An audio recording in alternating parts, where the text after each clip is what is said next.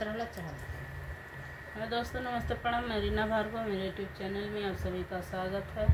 और दोस्तों नमस्ते प्रणाम, मैं माँ भारती, हमारे यूट्यूब चैनल में भी आप लोगों का स्वागत है। और मैं एक छोटा सा कजरी गीत है गाने जा रही हूँ, बहू और सास। आप लोग अपना प्यार दुलार भर भर के दीजिए, हम लोग का भी सपोर्ट करिए, हम लोग भी आगे जाएं। आप लोग का सपोर्ट की ज़रूरत है।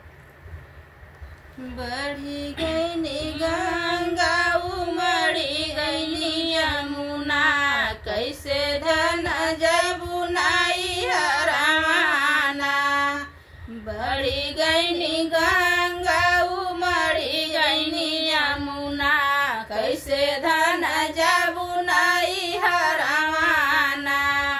बीत गई न धन कैसे बीत गई न सवना बदहुआ के रतिया, कैसे धन जबुनाई हरवाना।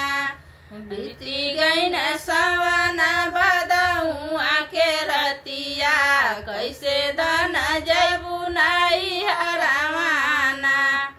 सिकिया चिरी चिरी नैया बनाई सिकिया में बिनी बिनी नैया बनाई नैया चढ़ी जई बनाई हरवाना।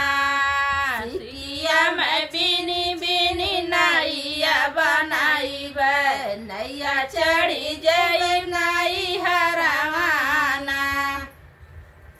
टूटी जई है नैया और डूबी जई है धनिया, टूटी जई है नैया और डूबी जई बुधनिया। टूटी जई है नैया से रतवाना, टूटी जई है नैया से डूबी जई बुधनिया। टूटी जई है नैया से नतवाना, टूटी जई है नैया से नतवाना। टूटी जई है नैया हो डूबी जई में हमहूँ, जुड़ी जई है नैया हो डूबी जई में हमहूँ, जुड़ी जई है नैया से नतवाना।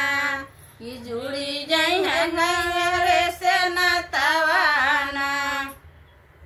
हमरे नैहर